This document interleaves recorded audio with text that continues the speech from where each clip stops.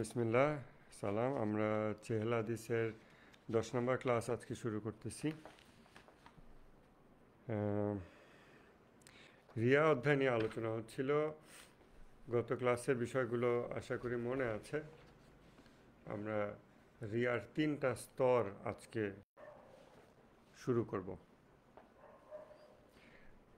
যে প্রিভিয়াস যে বিষয়গুলো সবসময় স্মরণ রাখতে হবে বলছি, সেই বিষয়গুলো একটু স্মরণ করে নেন।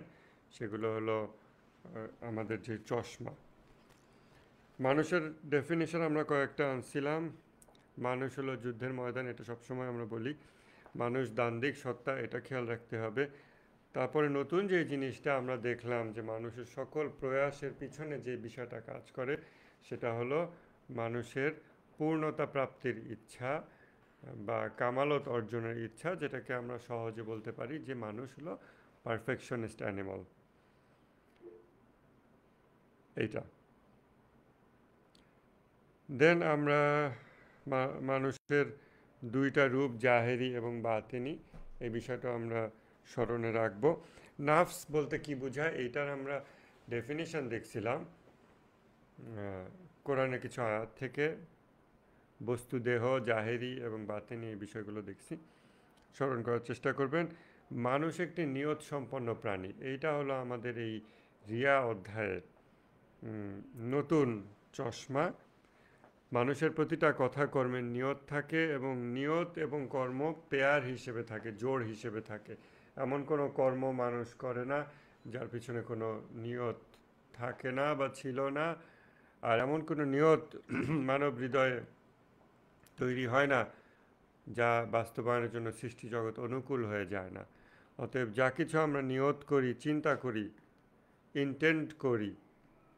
ইন্টেনশন যা কিছু আমরা করি, আমরা যদি এই বাস্তবতাটা বুঝতে পারি যে আবার যে কোনো ইচ্ছাই একটা রূপ লাভ করে, এটা বাস্তবায়িত হয়ে যায়, তাহলে আমি একদিক দিয়ে যেমন আশাবাদী হব, আরেক দিক দিয়ে অনেকটা ভয় পাওয়ার মতো একটা বিষয়ও বটে যে যদি এরকম হতো যে আমি যা ভাববো তাই ঘটে যাবে বাস্তবে, তাহলে আমার মানে আমার কোনো একটা ভাবনায় হয়তো পৃথিবী ধ্বংস হয়ে যাচ্ছে, এরকম বিষয় হতো। এই জন্য এই এই এই বিষয়টা আর কি উপলব্ধি প্রয়োজন। উপলব্ধি প্রসঙ্গে আমরা একটু পরেই আজকে আলোচনা করব, জ্ঞান এবং ঈমান প্রসঙ্গে। তো এটা হলো প্রিভিয়াস ক্লাসে কিছু কন্টিনিউয়েশন, যেটা আমাদের চশমা হিসেবে আসবে। আজকের ক্লাসে আমরা রিয়ার 3টা স্তর নিয়ে একটু আলোচনা করি, শুরু করি সিরিয়ালি একটু আগেই। হাদিসটা কি? হাদিসটা হলো প্রথম যে হাদিস যার ভিত্তিতে আমরা এই ক্লাসটা শুরু করতেছি, সেটা হচ্ছে ইমাম জাফর সাদিক আলাইহিস সালাম বলেছেন, যে কোনো রূপে রিয়া হলো শিরক। নিশ্চয়ই যে ব্যক্তি মানুষের জন্য কাজ করে তার পুরস্কার তাদের কাছে, এবং যে আল্লাহর জন্য কাজ করে তার পুরস্কার আল্লাহর কাছে। মানুষের সম্মান শ্রদ্ধা পাওয়ার জন্য নিজেকে ধার্মিক হিসেবে দেখানো, এটাই হলো রিয়া। রিয়া করলে একই সাথে সে মুনাফিক হয়ে যায়, একই সাথে সে মুশরিক হয়ে যায়, কিন্তু এগুলো গোপন। আমাদের মোরাকাবার হালে থেকে, অর্থাৎ উপযুক্ত মনোযোগ সহকারে, অ্যাটেনশন ফোকাস সহকারে রিয়া অধ্যায়টা পড়তে হবে।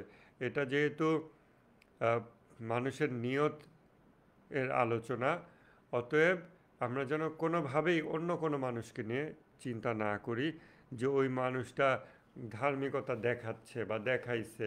আমরা যখন এক্সাম্পলগুলো আলোচনা করব, তখন যেরকম মনে না হয় যে এক্সাম্পলের সাথে সাথে বিভিন্ন ব্যক্তির কথা স্মরণে না আসে। এটা কিন্তু আমাদের রিয়েল টাইম প্র্যাকটিক্যাল নফসের জিহাদও বটে। আমরা রিয়ার 3টা স্তর দেখব। প্রথম স্তর হলো কেবল শুরু, যখন মানুষ মুখের কথা দিয়ে ভালো সাজতে চেষ্টা করে। আমরা কম্পিউটারকে যেভাবে ডিজাইন করি, কম্পিউটার প্রোগ্রাম বলেন, হার্ডওয়্যার বলেন, সেটারও আমাদের ইন্টেনশন থাকে সবচেয়ে কম ব্যাটারি খরচ করে, কম প্রসেসর খরচ করে সবচেয়ে বেশি আউটপুট কিভাবে আনা যায়। আমরা ওটাকে বলি এফিশিয়েন্ট অ্যালগোরিদম। এটা আমরা ম্যাথমেটিক্যালি ক্যালকুলেট করি, তাতে বিদ্যুৎ খরচ কম হয়, যন্ত্রপাতি খরচ কম হয়, টেকসই হয়। এটা মানুষের সব কিছুতেই টেন্ডেন্সি। মানুষ কম ইনভেস্ট করে বেশি রেজাল্ট পেতে চায়। এইটাও মানুষের একটা, সব মানুষের একটা প্রবণতা। যেভাবে পারফেকশনিস্ট বা কামালত, হুম, কামালতে অবশ্য ইংলিশ পারফেকশন হয় না এক্স্যাক্ট অনুবাদ, পূর্ণতা প্রাপ্তি মানুষের যেরকম একটা টেন্ডেন্সি, প্রবণতা, একমুখী প্রবণতা সকল মানুষের ভিতরে, একইভাবে খুব কম পরিশ্রম করে অনেক বেশি কিছু অর্জন করা বা যেটুকু পরিশ্রম করছি তাতে যতখানি পারা যায় রিটার্ন পাওয়া, এটাও সব মানুষের মধ্যে একটা টেন্ডেন্সি, প্রবণতা। এটা ব্যক্তি থেকে ব্যক্তিতে ভ্যারি করে না বা অপোজিট কিছু পাওয়া যায় না। অতএব আমরা যদি নিজেদের হৃদয়ের দিকে তাকাই এবং অতীতে কোনো সময় যদি আমরা নিজেদের দিকে তাকায় আবিষ্কার করি যে আমি ভালো সাজতে চাইছি, তাহলে আমি কি করব, ওই জায়গাটায় তাকায় দেখব যে কি করলে ভালো সাজা যায়, এবং সেখানেও মানুষের যে প্রবণতা ওগুলো কাজ করতে থাকবে, ওগুলো কিন্তু বাদ হবে না। আমরা যাই করি তার ভিতরে সব মানুষের, সে আমরা যাদেরকে অলস বলি, যাদেরকে কর্মঠ বলি, যাদেরকে ভালো মানুষ বলি, যাদেরকে খারাপ মানুষ বলি, বা নিজের অলস অবস্থা বলি, নিজের অ্যাক্টিভ মোমেন্ট বলি, সর্বাবস্থায় মানুষের এই প্রবণতাটা কিন্তু বাদ হয় না। মানুষের যে প্রবণতা যে সে মিনিমাম ইনভেস্টমেন্টে ম্যাক্সিমাম রিটার্ন চায়, এই প্রবণতাটা বাতিল হচ্ছে না। একটু মনোযোগের সাথে চিন্তা করলে এটা বোঝা যাবে। অতএব যে কোনো পরিস্থিতিতে মানব হৃদয় যখন দেখে যে আমি একটু মানুষের কাছে ভালো সাজবো, তখন কী করলে মানুষের কাছে ভালো সাজা যায়? যদি তখন নামাজ পড়লেই ভালো সাজা যায়, তাহলে আমি নামাজ পড়ব। আবার যদি একটু দান করলে ভালো সাজা যায়, আমি একটু দান করব, যদি তাতে আমার একটু কষ্টও হয়, কিন্তু কি করা, মিনিমাম দান করলে এখন আমি ভালো সাজতে পারবো। দেন এগেইন আমি যদি দেখি আরও ইজিলি মানুষের কাছে ভালো সাজা যাচ্ছে, একটা মুখ দিয়ে একটা কথা বললেই হলো, তাহলে কি ওই প্রবণতা থেকে আমরা তখন এই কাজটা করে বসি। কিন্তু যেহেতু আমরা মোরাকাবার হালে থাকি না বেশিরভাগ সময়, যার ফলে আমরা রিয়েল টাইমে যখন আমরা ধর্মীয় শো অফের কার্য করতে থাকি, তখন আমরা ওই মুহূর্তে এটাকে ডিটেক্ট করতে পারি না। কারণ মানুষের চিন্তা 1 সেকেন্ডের মধ্যে 1000টা চিন্তা হয়ে যায়, পরমাণু বিস্ফোরণের মতো, অনিয়ন্ত্রিত পারমাণবিক বিস্ফোরণের মতো। একটা থট থেকে 5টা থট ট্রিগার করে, সেই 5টার প্রত্যেকটার অনেকগুলো চাইল্ড থট আসে, প্রত্যেকটার সাথে অ্যাসোসিয়েটিভ মেমোরি আসে, হিউজ কমপ্লেক্স একটা ব্যাপার স্যাপার 1 সেকেন্ডের মধ্যে ঘটে যায় বা আরও কম সময়ের মধ্যে ঘটে যায়। যে কারণে আমরা এটা বুঝতে পারি না। কিন্তু যখন আমি মানুষের কাছে সম্মান শ্রদ্ধা পাওয়ার আশা করতেছি, চিন্তা করছি, নিয়ত করে ফেলছি, তখন যে কোনো একটা পরিবেশ প্রেক্ষাপটে, সেটা অফলাইনে হোক সেটা অনলাইনে হোক, যে কোনো পরিবেশ প্রেক্ষাপটে যেহেতু আমাদের ব্রেইন খুব ফাস্ট প্রসেস করে, খুবই ফাস্ট প্রসেস করে, তো যে কোনো মুহূর্তে আমাদের ব্রেইন সব বিষয় বিবেচনা করে 1 সেকেন্ডের ভিতরে বিবেচনা করে বের করে ফেলছে যে এখানে কিছু কথা বললেই কাজ হবে, নাকি এখানে একটু লোকের সামনে একটু নামাজ পড়তে হবে, নাকি একটু তসবি টিপতে হবে, নাকি একটা, যাই হোক, অনেক অনেক অ্যাকশনস আছে। বিশ্লেষণ করে তার মধ্যে সবচেয়ে কম পরিশ্রমে যেটা রেজাল্ট অ্যাচিভ হয় সেটাই সে তখন পিক করে। কিন্তু এই টোটাল ব্যাপারটা এত কুইকলি ঘটে যে অনেক সময় আমরা এটা বুঝতে পারি না, বেশিরভাগ সময় আমরা এটা ডিটেক্ট করতে পারি না। যেহেতু হৃদয়ের দিকে মনোযোগ, প্যারালাল মনোযোগ আমরা এস্টাবলিশ করিই নাই, আমরা মোরাকাবাই করি না, যার ফলে আমরা এগুলো রিয়েল টাইমে জীবনযাপনের সময় ডিটেক্ট করতে পারি না। কিন্তু আমরা যদি নিজেদের থটকে স্লো ডাউন করি, মূলত থটকে স্লো ডাউন করা না, মূলত ওই যে হাই এফপিএস ক্যামেরা লাগানো, হাই ফ্রেম পার সেকেন্ডের একটা ক্যামেরা, যে ওই ফাস্ট মুভিং জিনিসকেও যে স্লো করে দেখতে পারে। অ্যাকশন কিন্তু একই স্পিডে হবে, কিন্তু অবজারভার যেই একটা আমি ডিপ্লয় করতেছি, মোতায়েন করতেছি আমার নিজের ভিতরে, যে আমার হৃদয়কে সে সার্বক্ষণিক অবজার্ভ করে, অর্থাৎ মোরাকাবা করে, সেই অবজার্ভিং সোল সে খুব দ্রুত ডিটেক্ট করতে পারে।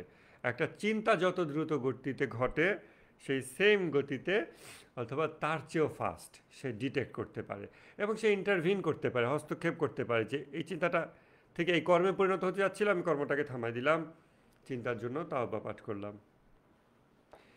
রিয়ার প্রথম স্তর যখন কেবল শুরু হয়, সেটা হলো মুখের কথা দিয়ে ভালো সাজা, কারণ এটা হচ্ছে সবচেয়ে কম পরিশ্রমের কাজ, মুখের কথা দিয়ে ভালো সাজা। প্রথম স্তরের দ্বিতীয় ধাপ, আত্মশুদ্ধিমূলক কাজকর্ম শুরু করা। তো আত্মশুদ্ধিমূলক কাজকর্ম মধ্যে আছে নামাজ, রোজা, আরও যা যা আছে, যেটা অ্যাকচুয়ালি আত্মশুদ্ধিমূলক বলে সে জানছে, কনভিন্সড হয়েছে, এবার সে ওটা করা শুরু করছে, যে আমি আত্মশুদ্ধিমূলক কাজ করলে আমি রেসপেক্ট পাবো। মুখের কথা দিয়ে ভালো সাজা, এটা কত রকম হতে পারে?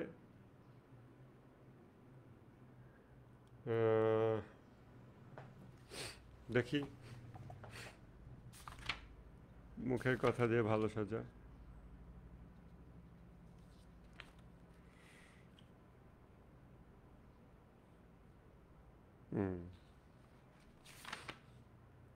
যেমন একটা উদাহরণ হতে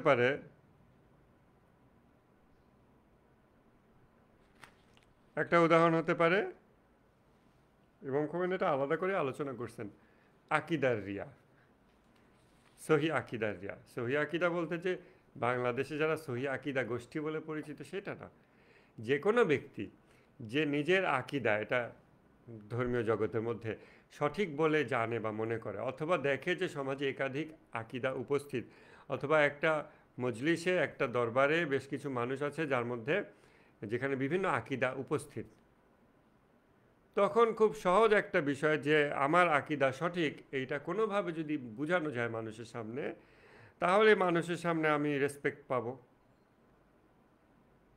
এইটা ম্যাটার করে না যে আপনার আকিদা কোনটা, আপনি আহলে হাদিস, হানাফি, আপনি বারো ইমামি শিয়া, আপনি জায়েদি শিয়া, এগুলো ম্যাটার করে না। বরং যেটা ম্যাটার করে সেটা হচ্ছে আমাদের ব্রেইন খুব ফাস্ট এই সিচুয়েশনটা দেখে, অবজার্ভ করে, এখানে মানুষ কারা কারা আছে, তাদের সামনে আমি আমার আকিদা হলো সঠিক, তাদের সামনে যেটাকে সঠিক হিসেবে দেখানো যায় সেটা রিয়েলি আমার আকিদা যদি নাও হয়, কারণ আমি from the depth of my heart আমি যদি ওটাতে কনভিন্স নাও হই, সেটাও বিষয়, কারণ নিয়ত তো হলো মানুষের সামনে রেসপেক্ট অ্যাচিভ করা। এই যে বিষয়গুলো আমি বলতেছি, অনেক সময় লাগতেছে, কয়েক মিনিট ধরে বলতেছি, কিন্তু আমাদের ব্রেনে তো এটা কয়েক সেকেন্ডে ঘটে যায়, 1 সেকেন্ডের মধ্যে ঘটে যায়। তখন সে নিজের সঠিক আকিদা নিয়ে আলোচনা করে। মেবি আমি আকিদার তুলনামূলক একটা লেকচার দিচ্ছি যে এই জায়গাতে অমুকদের আকিদা ভুল, আর এইটা হলো সঠিক আকিদা। ইভেন এটা বলারও দরকার নেই যে আমার এটা আকিদা, কারণ আমি যদি যুক্তি দিয়ে দুটো আকিদার তুলনা করে এটা সঠিক, ওইটা বেঠিক, এটা রিলেটিভলি সঠিক, এটা রিলেটিভলি বেঠিক, আমি যদি এভাবে দেখায় দেই, তাহলেই তো মানুষের সামনে প্রমাণ হয়ে গেল যে আমি সঠিক আকিদার অনুসারী, আমি সঠিক লজিকটা বুঝতে পারছি, আমি অন্যের ভুলটা ধরতে পারছি, সো আমি সুপিরিয়র। ইভেন আমি ওটা বিশ্বাস করি কিনা, ওই আকিদা আমি হোল্ড করি কিনা, আপহোল্ড করি কিনা, এটাও ইভেন ম্যাটার করে না, এটাও ম্যাটার করে না। যেটা ম্যাটার করবে সেটা হচ্ছে যে মানুষ দেখলো আমার মুখ থেকে যুক্তি বের হচ্ছে, যে যুক্তি দিয়ে একটা জিনিস পরাজিত হচ্ছে বা একটা জিনিস বিজয়ী হচ্ছে, এবং সেটা কি আকিদা। তখন মানুষ ভাববে যে সে তো সঠিক আকিদা অনুসারী, তার জ্ঞান চর্চা করে, সে জ্ঞানী, সে ধার্মিক, মানুষ যা যা ভাবার ভেবে নেয়, আমি তো জানি কোনটা হলে মানুষ কী ভাবে। এটা হলো আকিদার রিয়া। এবং কোনো ব্যক্তির মনে করা ঠিক হবে না যে একেবারে সঠিক যুক্তি, যেটা সঠিক যুক্তি দ্বারা প্রমাণিত সঠিক আকিদা, যেটা আহলে বাইতের আকিদা, আহলে বাইতের মাঝহাব, শিয়া মাঝহাব, যুক্তিসঙ্গতভাবে যেটা সত্যিই সঠিক, যদি আমরা রিয়ার টেন্ডেন্সি নাই বা রিয়ার কনটেক্সটে নাই এমন অমুসলিম কাউকে দিয়েও এগুলো অ্যানালাইজ করাই, সে তখন বিচার বিশ্লেষণ করে বলতে পারবে যে হ্যাঁ, শিয়া মাঝহাবটাই আকিদার দৃষ্টিতে যুক্তি দৃষ্টিতে এই আকিদাটা সঠিক, তাদের আকিদা সঠিক, বেশিরভাগই সঠিক সুন্নিদের তুলনায়, ইত্যাদি ইত্যাদি। বাট সেইটাও তো এখানে ব্যক্তির নিয়ত না, কারণ ব্যক্তি ইভেন আকিদার প্রেমে পড়ে নাই, কারণ অ্যাট দ্যাট মোমেন্ট সে চাইতেছে রেসপেক্ট। এবং কোনো ব্যক্তি মনে করা উচিত হবে না যে সে ইমাম আলীর অনুসারী বলে সে মানুষের কাছ থেকে রেসপেক্ট চাইবে না, তার মধ্যে রিয়া রোগের কোনো সুযোগ হবে না, তার কোনো নফসের রোগ হবে না। এরকম যদি কেউ ভুলেও অ্যাজিউম করে নেয়, এটা মহা বোকামি হবে, বিশাল বড় একটা ভুল হবে, নিজের পায়ে নিজে কুড়াল মারার মতো বিষয় হবে। এবং সেই ব্যক্তিদের জন্য এটা আরও ডিফিকাল্ট, এবং সেই ব্যক্তিদের জন্য এটা আরও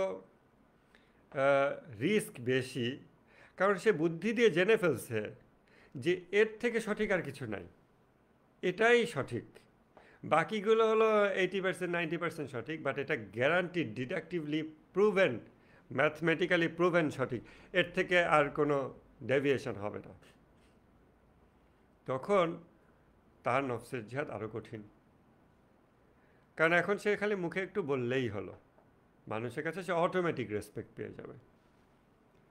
সে অবশ্যই আগে যাচাই করবে কোন জায়গায় বললে রেসপেক্ট পাবা, কোন জায়গায় বললে গালি খাবো। যেখানে বললে গালি খাবে সেখানে হয়তো সে বলবে না, আবার সেখানেও বলতে পারে। এগুলো সবই 1 সেকেন্ডেরও কম সময় আমাদের চিন্তা জগতে যা কিছু ঘটে যায় তার ব্যাপার স্যাপার। এবং রেসপেক্ট পাওয়ার বিষয়টা চিন্তা করে দেখেন, মানুষ পলিটিক্যাল বিষয় যখন আলাপ আলোচনা করে তখনও আমাদের ব্রেন আসলে খুব ফাস্ট একই ধরনের চিন্তা করে ফেলে, কি করলে আমি কি অর্জন করব। এই জন্য প্রথম ধাপ হচ্ছে ইমান অথবা আকিদার রিয়া, মুখে নিজের আকিদার কথা বলা, আমার আকিদা সঠিক, আল্লাহর অস্তিত্ব বিষয়ে অমুক মাযহাবের আকিদা কি জানো, এরকম এরকম, আসলে সঠিক হইল এরকম এরকম। কেন আমি এগুলো বলতেছি? ওই মানুষটা অন্তরটা আলোকিত হোক, সে খোদাপ্রেম খুঁজে পাক, এইটার জন্য, নাকি অন্য একটা গ্রুপ অফ পিপলকে অপমান অপদস্থ করে তারা নিচু হওয়া মানে automatic in comparison with them আমি উঁচু, এটা মানুষের সামনে দেখা দেওয়া। এখন আমি যদি নিচতলাতেও থাকি আর উলিয়ারা থাকে 1000 তলার উপরে, আমি চেষ্টা করব অন্য মানুষদেরকে আন্ডারগ্রাউন্ডে পাঠিয়ে দিতে, তাহলে রিলেটিভলি আমি উঁচু থাকতেছি। যদিও আমার অ্যাকচুয়ালি 1000 তলা কেন, 2 তলা 3 তলা 4 তলায় ওঠারই ইমান আমলের শক্তি নাই, এবং আমি সেটা প্রচেষ্টাও করতেছি না। কিন্তু অন্যদেরকে আমি একটু নিচু দেখায় ফেলতে পারলেই রিলেটিভলি আমি বেটার, ভেড়ার পালে বাছুর পরা মানে। সো আমি ওটা খুব কুইকলি দেখায় ফেলতেছি, এবং সেইটাকে ইসলামাইজ করার জন্য, ইসলামিক দেখানোর জন্য আমি ইসলামিক একটা ভাব নিয়ে কথা বলতেছি। সহি উচ্চারণে আরবি বলতে পারি, 2-4টা কোরআনের আয়াত ব্যবহার করতে হবে, যা কিছু ব্যবহার করা। কারণ এর আগে আমরা আলোচনা করছি যে মানুষের উপাস্য বা পরম আরাধ্য যদি আল্লাহ হয়ে ওঠে, তখন সে জান্নাত খুঁজবে না, সে দুনিয়াও খুঁজবে না, পেতে তার কোনো অসুবিধা নাই, এগুলোর প্রতি তার বিরোধ বিদ্বেষও নাই। আল্লাহ যদি তাকে জান্নাত দেয়, ইটস ওকে। আল্লাহ যদি তাকে দুনিয়ায় ধন সম্পদ দেয়, দ্যাটস ওকে।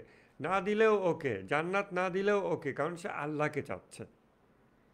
কিন্তু যখন সে আল্লাহকে ব্যবহার করে অন্য কিছু পাওয়ার জন্য, আল্লাহ এটা আমাকে দাও, আল্লাহর অমুক নাম 100 বার পাঠ করলে আপনার রিজিক বৃদ্ধি পাবে, অমুক নাম 100 বার পাঠ করলে আপনার চেহারা আলোকিত হবে, এই আমলটি এতবার করলে, এই জিকিরটি কোরআনের এই সূরা এতবার পড়লে অমুক জিনিস হাসিল হবে।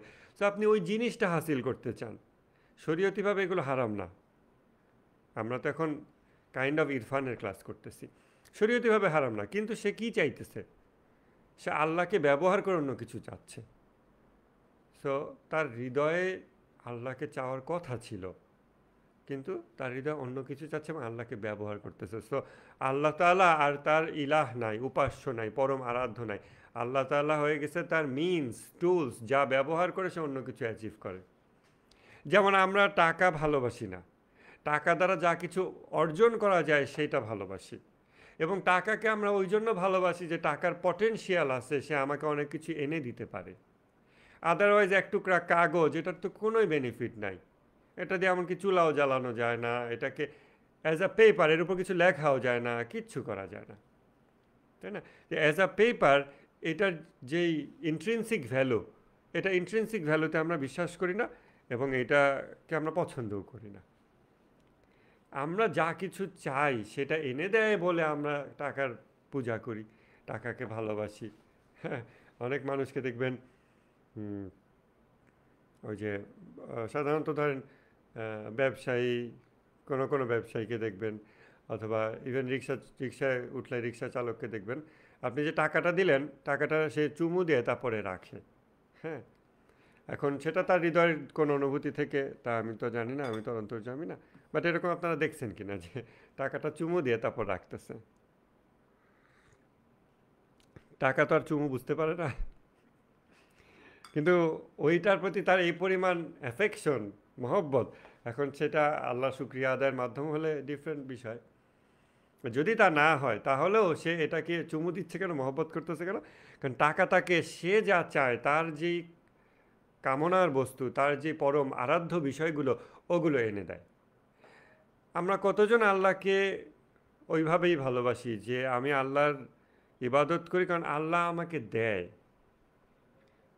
অনেক মানুষই আমরা হয়তো নামাজ রোজা এমনি অভ্যাসবশত করি, কারো কারো হয়তো আরেকটু বুদ্ধি উন্নত হয় যে সে বুঝতে পারে যে আল্লাহর কাছে চাইলে পাওয়া যায়, তখন সে আল্লাহর কাছে চাওয়া শুরু করে। আল্লাহকে চায় না, আল্লাহর কাছে চাওয়া শুরু করে, মানে আল্লাহকে ব্যবহার করে সে ওই বিষয়গুলো অর্জন করতে শুরু করে।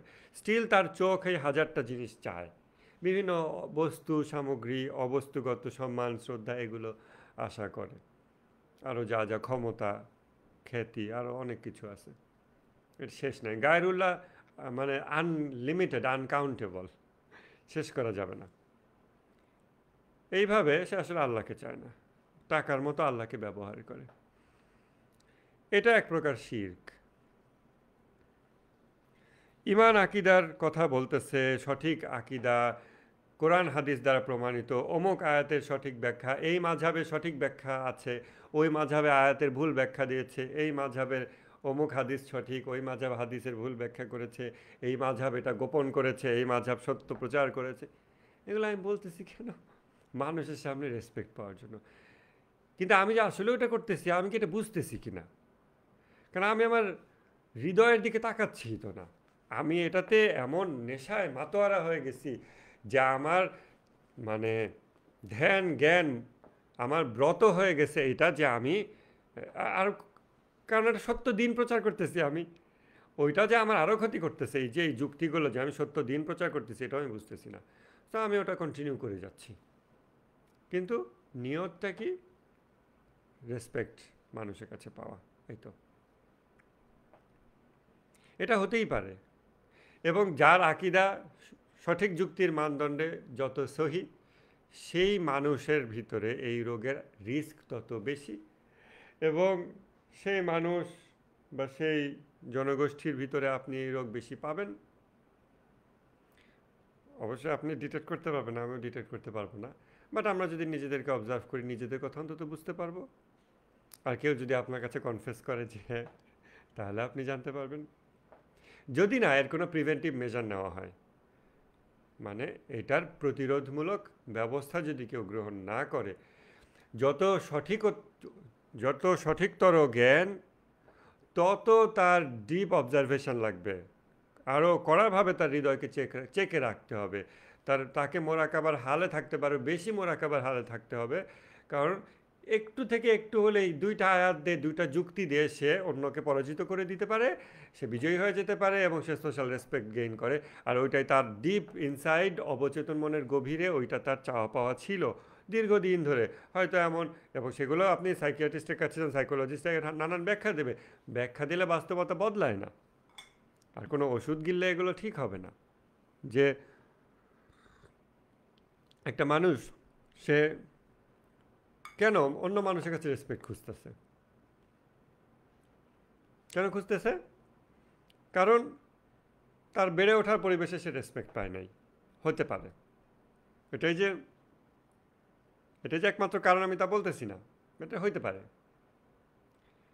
আবার হতে পারে যে সে কোনো জায়গায় খুব অসম্মানিত হয় প্রতিদিন তার জীবনযাপনে, এই জন্য আরেকটা জায়গায় সে সম্মান খোঁজার চেষ্টা করে, এটাও হতে পারে। এবং তখন সে দেখে যে তার হাতে কি কি রিসোর্স অ্যাভেলেবল আছে। ওই যে আমরা যে মেগা ম্যাপটা সাজাইছিলাম আমাদের সিলেবাস, হিউম্যান বিইং হলো পারফেকশনিস্ট অ্যানিমাল। সে কামালতপন্থী প্রাণী, সে পূর্ণতা অর্জন করতে চায়। সেটা অর্জনের জন্য সে তার অ্যাভেলেবল রিসোর্সগুলোকে কাজে লাগায়। রিসোর্সগুলো জাহেরি এবং বাতিনি দুই রকম। তার একটা অ্যাভেলেবল রিসোর্স কি, আমার কাছে ধর্মের জ্ঞান আছে, মানুষের সামনে এটা বললে আমি রেডিলি আমি রেসপেক্ট পেয়ে যাচ্ছি। তখন সে ওইটা কুইকলি ব্যবহার করে ফেলে, সে ইভেন বুঝতে হচ্ছে না। তার গোটা জীবনের সাথে এই ধর্মীয় আলোচনা বিতর্ক মানে অসঙ্গতিপূর্ণ, সামঞ্জস্যশীল না। কিন্তু জীবনের কোনো একটা এরিয়াতে, কোনো একটা মহলে সে খুব সূক্ষ্মাতি সূক্ষ্ম ধর্মীয় বিতর্কে লিপ্ত, অনলাইনে হোক অফলাইনে হোক, খুব সূক্ষ্মাতি সূক্ষ্ম রাজনৈতিক আলাপে লিপ্ত, যেটা আবার তার জীবনের বাকি বিষয়গুলোর সাথে সামঞ্জস্যপূর্ণ না। তখন তার নিজেকে একটু চিন্তা করে দেখা দরকার যে আমার বাকি জীবনের বাকি অংশ বা প্রতি 24 ঘন্টার বাকি অ্যাক্টিভিটিস, এইটা তো আসলে যা খুব ধর্মীয় সূক্ষ্মতায় আমার জীবনের বাকি ঘন্টাগুলো পার হয় না। কিন্তু এই জায়গাতে আমি এত সূক্ষ্মাতি সূক্ষ্ম ধর্মীয় বিতর্কে লিপ্ত হচ্ছি কী কারণে? এবং সেটা শুধু এইখানেই, যখন অন্য মানুষের সামনে। ইমাম খোমেনি বলছেন রিয়া অধ্যায়ের আলোচনায় যে কেন শুধু মজলিসগুলোতেই তোমার চোখে পানি আসে, কেন একাকী জায়নামাজে তোমার চোখ ডললেও পানি বের হয় না, কেন শুধু যেখানে অনেক মানুষ আছে সেখানেই শুধু তোমার চোখে পানি আসে। এইভাবে আমরা যদি নিজেদেরকে অবজার্ভ করে দেখি, তাহলে দেখব যে সঠিক জ্ঞান যা তাফাক্কুরের মাধ্যমে মানুষ অর্জন করতে পারে, আকল প্রয়োগ করে অর্জন করতে পারে, যেটা বছরের পর বছর তাহাজ্জুদ পড়ার থেকেও বড় ইবাদত হিসেবে গণ্য হয় যদি সঠিক নিয়তে করা হয়, এত হাই কোয়ালিটির জিনিস, এত উন্নত জিনিস, সেটা আমি তুচ্ছ একটা সম্মান পাওয়ার জন্য অপব্যয় করে ফেলতেছি, যা আমাকে বেহেশতে নিয়ে যাবে না, যা আমার কোনো কাজে লাগবে না, উল্টা ক্ষতি হবে। এত দামি জিনিস দিয়ে আমি এটুকু নিলাম কেন? আমরা যদি যুক্তিসঙ্গতভাবে চিন্তা করি তাহলে এই ট্রেডিং এর কোনো মানে হয় না, এটা একটা লসের ব্যবসা আমরা অহরহ করে ফেলতেছি, অনলাইনে অফলাইনে। মুখের কথা দিয়ে ভালো সাজা, ইমান আকিদার কথা বলা,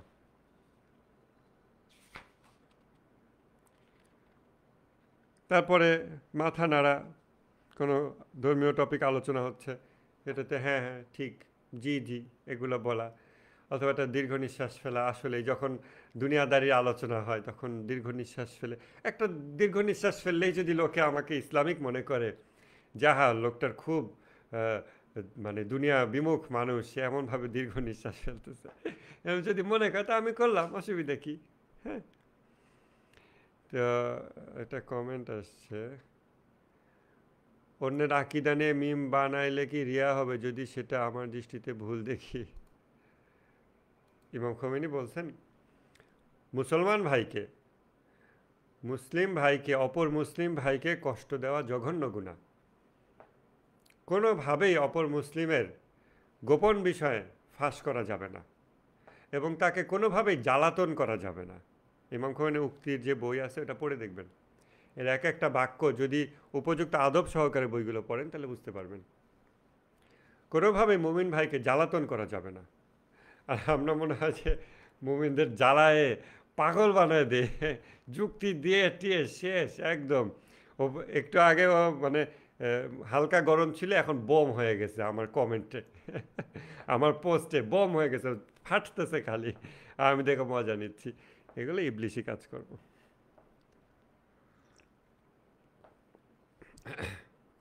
মিম বানানো তো প্রশ্নই আসে না। ঠাট্টা তামাশা জিনিসটা ইসলামে মাকরুহ। অনেকে মনে করে ঠাট্টা তামাশা ছাড়া বন্ধুত্বই হয় না, এগুলো ভুল কথা। তারা ভালো বন্ধুত্ব কি তাই জানে না।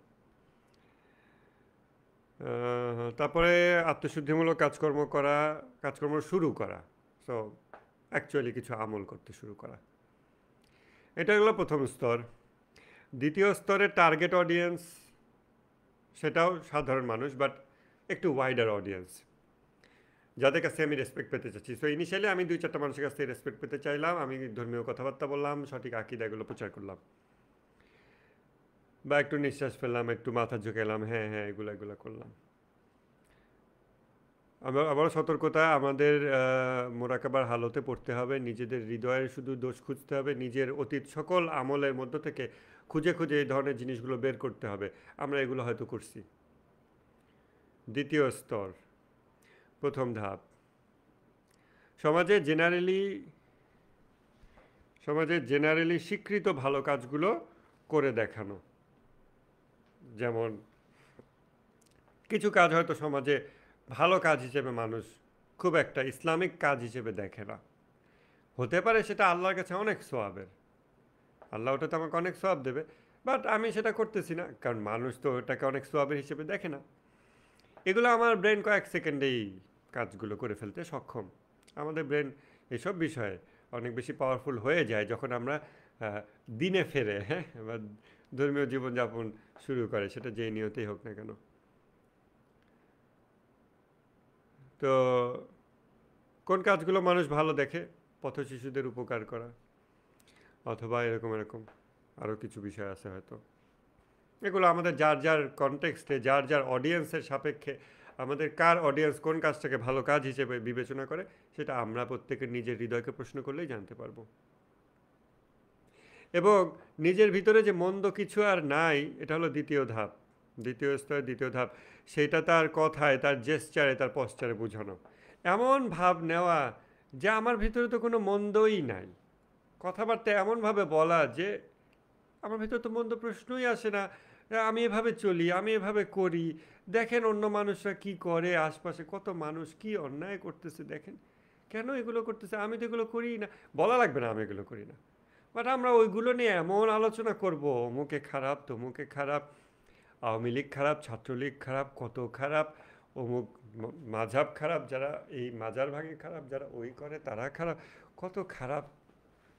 ইভেন এটা বলার সময় মানে আল্লাহ মাফ করুন, আমাদের মনে হয় এরকম হয়ে যায়, বলার সময় কি আমরা এটা মাথায় রেখে বলতেছি যে আমিও এটা করতে সক্ষম, আমার দ্বারা এটা 1 সেকেন্ড পরে ঘটতে পারে, পসিবিলিটি ইজ দেয়ার, এটা কি আমরা মাথায় রেখে বলতেছি? তাহলে আমাদের কথার টোন, কথার জেস্চার, মানে কথার সময় আমাদের জেস্চার পশ্চার সব চেঞ্জ হয়ে যাবে। কিন্তু মেবি আমরা সেটা মাথায় রেখে করতেছি না। কেন আমরা মাথায় রাখতেছি না? অথচ মানুষ হলো দান্দিক সত্তা, সে একটা যুদ্ধের ময়দান, তার দ্বারা সব রকম অন্যায় অপকর্ম সম্ভব। অতএব আমি যেই মন্দগুলোর ভিয়ামেন্টলি সমালোচনা করতেছি, ব্যাপকভাবে তীব্রভাবে সমালোচনা করতেছি, সেগুলো আমার দ্বারাও তো ঘটতে পারে। এবং আমি যখন সমালোচনা করতেছি, তখন আমি যেভাবে তাদেরকে মানে একঘরে করে দেওয়ার মতো, সমাজচ্যুত করে দেওয়ার মতো মানে টোনে কথা বলতেছি, যে পারলে ওদেরকে মাটির নিচে গেড়ে ফেলি, ওরা যেন দুনিয়াতে না থাকে, ওরা বাংলাদেশ থেকে বের হয়ে যাক, ওরা এই এলাকা থেকে বেরিয়ে যাক, মসজিদে যেন না আসে, এরকম টোনে কথা বলতেছি, মানে আমার অ্যাটিচিউডটা ওই রকম। তাহলে আমি কি একই সাথে এটা মাথায় রাখতেছি না যে আজ বাদে কালকে আমি নিজেও সেই একই অন্যায়গুলো করতে পারি, আমারও ইমান আমল নষ্ট হতে পারে, এবং তখন আমারকে একঘরে করে না, বরং আমার সাহায্য প্রয়োজন। আমার আশপাশে মুমিন ভাইয়েরা আমার হৃদয়ের অবস্থা, আমার মন্দ আমল এগুলো অবজার্ভ করে তারা আমাকে সাহায্য করবে, আমাকে এর থেকে উত্তরণের জন্য হেল্প করবে। তাহলে আমি কেন ওইভাবে কথা বলতেছি? তাদেরকে আমি আজকে সাহায্য করি, কালকে তারা আমাকে সাহায্য করবে। আল্লাহ বলছেন, কে আছে এমন যে তোমরা নিজেদের জন্য অগ্রে প্রেরণ করবে? ফিউচার ইনভেস্টমেন্ট, এগুলো হলো ফিউচার ইনভেস্টমেন্ট, যা আপনি আজকে একজনের হাত ধরে তাকে উঠাচ্ছেন, কালকে সে আপনাকে হাত ধরে উঠাইতে পারে আপনার বিপদের সময়। এটা শুধু বস্তুগত টাকা পয়সা দুনিয়ার বিপদ এগুলো না, তার থেকে বড় বিপদ যেগুলো, সেই বিপদের সময় কয়জন এরকম বন্ধু আমরা স্কুল লাইফে রেখে আসছি, কলেজ লাইফে রেখে আসছি, ভার্সিটি লাইফে রেখে আসছি, যারা আমার দিকে তাকায়, আমার ইমানের বিচ্যুতির দিকে তাকায়, আমার সাথে 1 ঘন্টা মিট করে একটু খাওয়ার জন্য চা খেতে বসে জাস্ট আমার সাথে 1 ঘন্টা কথা বলবে, আর আমার সেই স্মৃতিগুলো মনে পড়ে যাবে যে আমি কী ছিলাম, আমি আসলে পথভ্রষ্ট হয়ে কত দূর চলে গেছি, আমি ফিরে আসব। এরকম একটা একটা ইনভেস্টমেন্ট আমি রেখে দিচ্ছি কি না? তাহলে রিয়ার দ্বিতীয় স্তর হলো, দ্বিতীয় স্তরে দ্বিতীয় ধাপ এমন আচরণ করা, নিজের কথায়, শব্দ চয়নে, নিজের হাতের ভঙ্গিমায়, সব কিছুতে, চোখের দৃষ্টিতে, যে মন্দ এটা তো আমার প্রশ্নই আসে না। ঘুষ খাওয়া এটা তো ইভেন তুমি আমার ব্যাপারে ভাবতেও পারবে না, মানে কথার মধ্যে দিয়ে ওটাই ইমপ্লাই করা হচ্ছে। দেখেন ইমাম খোমেনি এগুলো কত ইন ডিটেল বলছেন, কত ইন ডিটেল বলছেন। এবং আমি অল্প কিছু উদাহরণ আনছি। ইমাম খোমেনির যা বলছেন তার সব তো আর আমার পক্ষে আনা সম্ভব না, এগুলো খুবই ওজনদার বিষয়, হৃদয়ের উপর খুব চাপ সৃষ্টি হয় এগুলো পড়তে গেলে। তৃতীয় স্তর, টার্গেট অডিয়েন্স হলো দিনী মহল, দিনী সার্কেল, দিনী ভাই ব্রাদার, তারা হলো টার্গেট অডিয়েন্স। এই জায়গা থেকে রিয়া সূক্ষ্ম স্তর শুরু হয় এবং এই জায়গাতে প্রবেশের পর চিকিৎসা অত্যন্ত কঠিন, মানে আর চিকিৎসা নাও হইতে পারে। মুস্তাহাব আমল, মুস্তাহাব সহকারে আমল করা, নফল নামাজ পড়তেছি, নফল সব কিছু করতেছি, নামাজের সাথে নামাজের বেয়ার মিনিমাম যেগুলো, তার চেয়ে অ্যাডিশনাল 2, 4, 5টা জিনিস করতেছি মানুষের সামনে করা, সেই সব লোকদের সামনে যারা এগুলো বুঝতে পারে, যারে অমুক তো নামাজের পরে অমুক আমলটা করতেছে, তাই আমি করতেছি। আর যখন কেউ নেই তখন আমি করি না, কারণ তখন তো ওটাতে রেসপেক্ট অর্জন হচ্ছে না। এটা হলো তৃতীয় স্তরের প্রথম ধাপ। তৃতীয় স্তরের দ্বিতীয় ধাপ হলো শুধুমাত্র রিয়ার স্বার্থেই সে মন্দ থেকে বিরত থাকে এবং সে গোপনেও, অর্থাৎ সে আর প্রকাশ্যে না, সে গোপনেও এই কাজগুলো মেনটেন করে। সো গোপনেও সে আমল করতেছে, নফল নামাজ পড়তেছে, তাহাজ্জুদ পড়তেছে, অনেক অনেক কিছু করতেছে যেগুলো আমরা মনে করি আত্মশুদ্ধিমূলক ভালো ভালো কাজ। সে প্রাইভেটলিও এটা করতে শুরু করছে, কারণ ওই মানে সোশ্যাল রেসপেক্ট অ্যাচিভ করাটা তার এমন নেশা হয়ে গেছে, ওটা তার এমন ইলাহ হয়ে গেছে। মানুষ যখন সত্যিকার অর্থে আল্লাহর বান্দা হয়, আল্লাহকে ইলাহ হিসেবে গ্রহণ করে, তখন একটা সময় ধাপে ধাপে যখন এমন সময় হয় যখন সে গোপনেও আল্লাহকে ভয় করতে শুরু করে, প্রথমে সমাজে প্রকাশ্যে, তারপর আস্তে আস্তে গোপনেও আল্লাহকে ভয় করতে শুরু করে এবং গোপনেও সে এর বিরোধী কোনো কাজ করে না। একইভাবে এমন একটা অবস্থা সে অর্জন করে ফেলে যেটা রিয়া যে অন্তরের রোগ, এই রোগের চূড়ান্ত অবস্থা, যখন সে সোশ্যাল রেসপেক্ট আদায়ের এই কাজটা, এই নিয়তটাই তার 100% হয়ে যায়, যে সে ইভেন প্রাইভেটলিও নফল আমল করতে শুরু করে, তার জীবনটাকে সে এভাবে গড়ে তুলতে শুরু করে যে আমি নফল আমল, এটা ওটা, কোরআন স্টাডি, গবেষণা, ধর্মীয় পড়াশোনা, গবেষণা, এগুলো নিয়ে আমি দিনরাত এমন ব্যস্ত থাকবো, এটাই আমার জীবন হয়ে উঠবে। In in return of this I get social respect, মানুষ আমাকে সম্মান করবে। সো এটাকেই সে তার জীবনে ধ্যান জ্ঞান ব্রত হিসেবে গ্রহণ করে, প্রাইভেটলিও সেই কাজগুলো করতে শুরু করে। এটা হলো কলবের চূড়ান্ত রোগের স্তর, কলবের রোগের চূড়ান্ত স্তর, রিয়া রোগটার। রিয়া যে গোপন শিরক, এটা আমরা আগের দিন আলোচনা করছি, মানুষের নিয়ত এবং কর্ম একসাথে ঘটে, আমরা এটা আলোচনা করছি। যেই আমলটা আল্লাহর জন্য করার কথা ছিল, নিয়তটা হবে আল্লাহ তাআলা, সেটা যদি অন্য কিছুর জন্য সে করে তাহলে আল্লাহর স্থানটা সে শরীক করছে, কারণ কর্মটা তো আল্লাহর জন্য, কর্মটা ইটসেলফ হলো আল্লাহর জন্য, সেজদা দেওয়া, রুকু দেওয়া, এগুলো তো আল্লাহর জন্য কর্ম, খুব ক্লিয়ার। সেইটার যখন সে নিয়তটাকে বিচ্ছিন্ন করে অন্য নিয়ত জুড়ে দিছে, সে আল্লাহর জায়গায় আর কাউকে বসাইছে,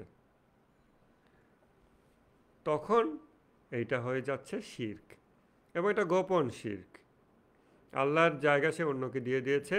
আমরা এখন দেখব নফসের জিহাদে এই শিরকের, গোপন শিরকের প্রভাবটা কি।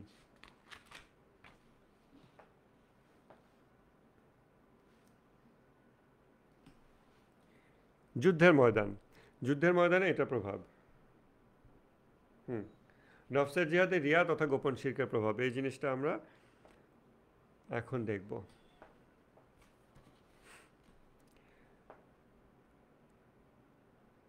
ইমাম খোমেনি বলছেন এই রিয়া অধ্যায় এবং নফসের জিহাদ এর প্রথম হাদিস যেটা, সেখানেও বলছেন যে রিপিটেড গুনাহ মানুষের হৃদয় থেকে ইমানের আলোকে মুছে দিতে শুরু করে। ইমানের যে আলো, এটা আস্তে আস্তে নিভে যেতে শুরু করে, কমে যেতে শুরু করে।